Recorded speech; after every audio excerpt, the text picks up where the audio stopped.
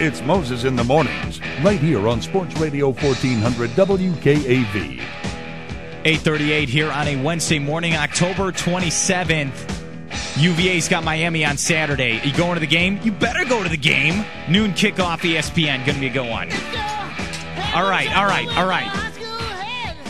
Cut the music. It's time for Cowboy Kerry. Romo's done. Cowboys might be down 1-5. They lose on Monday Night Football. You know what? The podium is yours, my friend. Mr. Mark, this was the clavicle that broke the camel's back.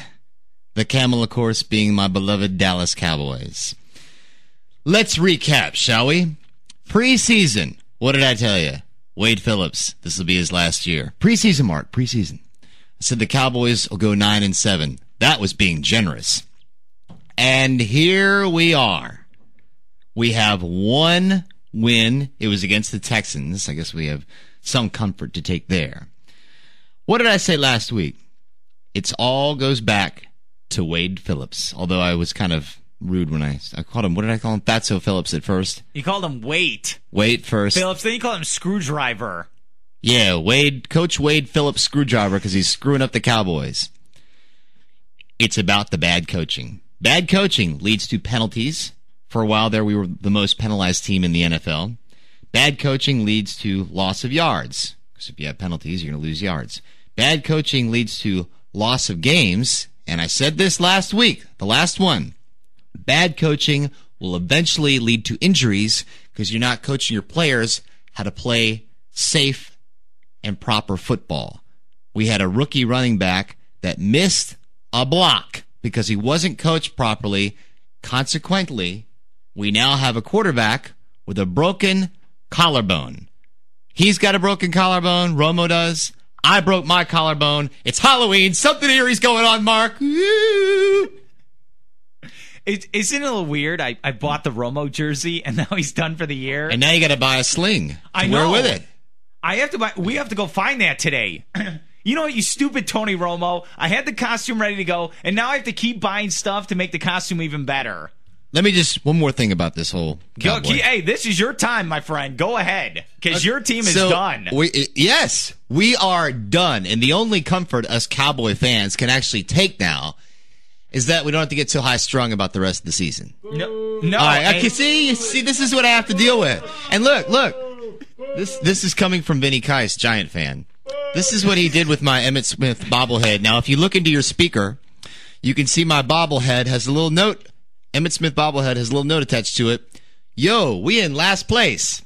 That's very nice, Vinny. Nice grammar. Nice touch.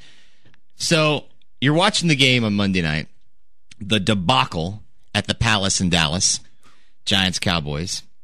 We go into halftime. Things are looking pretty bleak. Romo's broken. We get ready to come back to the third quarter. And I don't know if it was John Gruden or who said it. They're like, okay, let's go to Susie Colbert with an update from Wade Phillips and what the Cowboys are going to do for the second half. And they go down to Susie Colbert, and she's real nice and everything, and she's really good at her job. And she says, well, I was talking to Wade Phillips in the locker room, and he said, Susie, let me put this in the simplest terms possible. And I thought, Wade, was there any other option for you? Unbelievable. So if Jerry Jones would please just get up, get off his plastic surgery, put some money into coaching instead of stretching his face and buying Nolan Ryan a seat up there in his box. I'm just, us Cowboy fans, it's the only thing we could do is really just go, well, at least we don't have to get stressed out. That Thanksgiving game, it's going to be against New Orleans, the Super Bowl champions from last year. Now we don't have to worry about that.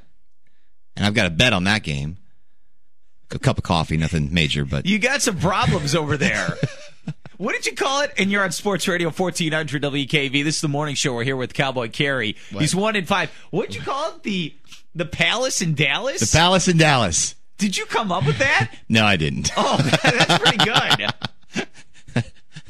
Now, because when you steal from me, you steal twice. You steal from the best.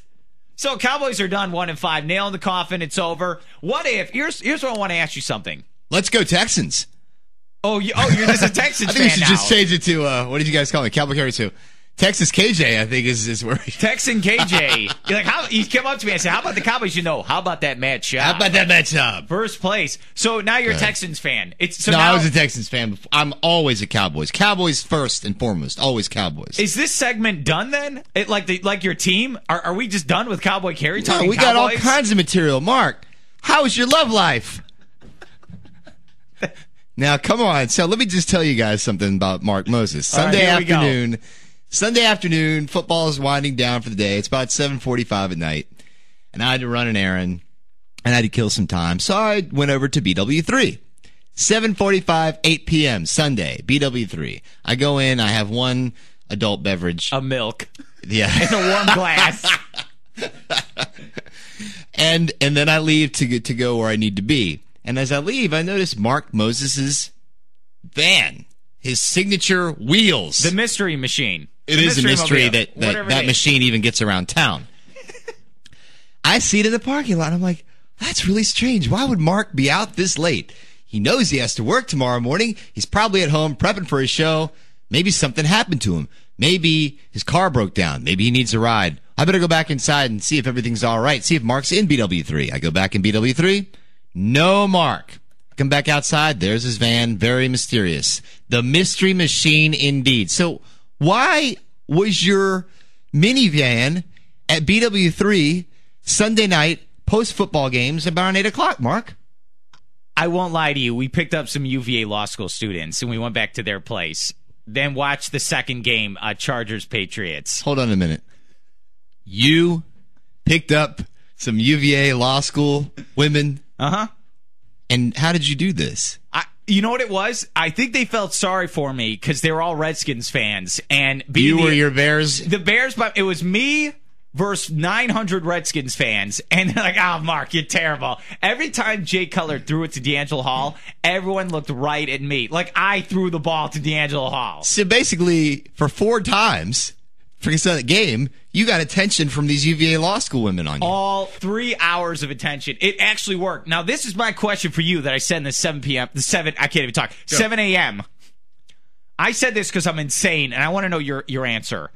Honestly, and this is from the bottom of my heart, because I am insane in the membrane. Oh, no. There was a part of me, as a football fan, that would rather have the W than pick up girls on that Sunday. I won't lie to you. You would rather have the Chicago Bears win than have an opportunity to meet women. Is that right? The way that game was played, I would rather have the touchdown. Challenge the right play, Lovey, you idiot. And I'm like, no, Color, no. And everyone's like, oh, that's the Marcus Bears. They're terrible. Honestly, I'd rather have the win. Now, let me ask you something. Yes. And all our listeners want the answer right now here on the morning show. Would you rather have the Cowboys still have Romo, be 5-1, or meet new girls? When I was younger, I'd have taken the Cowboys winning. But I'm 40, so I'd rather have the pleasure of a woman's company. When I was your age, I was all about it. That was the smartest thing you've ever said to me. And I've known you for 2 years now. And you've said some smart things.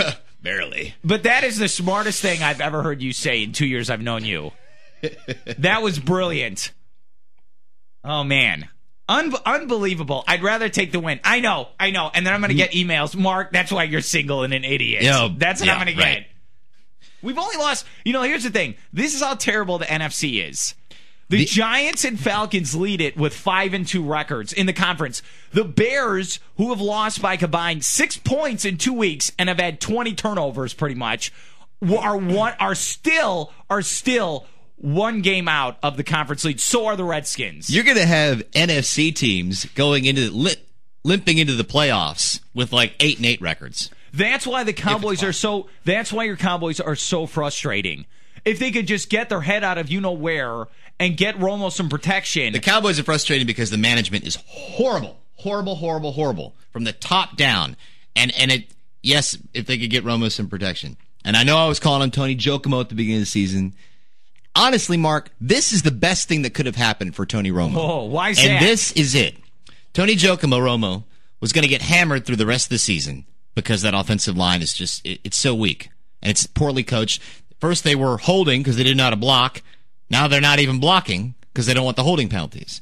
So Romo gets hurt. The best thing for him, because with a broken clavicle, and it's not his throwing arm, it's his left shoulder. That helped him. Okay? It's a 6 to 10 week healing process. He does not need surgery. He's young, so it will heal properly. He's not going to get banged around for the rest of the season. We were going to have a losing season anyway. And at least this way, with Romo out, he's got time to rest and recover. He's still getting paid, and he's not getting hurt any further. He's not going to get a concussion unless he falls down the steps or dates some crazy woman that throws him down the steps. He's Cowboy Jessica Kerry. Simpson or something. Revenge. This is all those ex-girlfriends. This is their revenge. Good. He treated me like garbage. He dumped me on my birthday. Good for Romo. That's what it is. That's what he did to Jessica Simpson. I read Wikipedia. Hey, coming up, we're going to do Hellcat of the Week. I got a good one. We're going to get a blonde this week for Tony Romo. Too many brunettes. We're going to go back to a blonde this week. Wrap up the show. Kerry was at Timmy McGee's again? What? I thought they closed that place down. They opened it back up. Coming up, we'll finish up with Cowboy Kerry.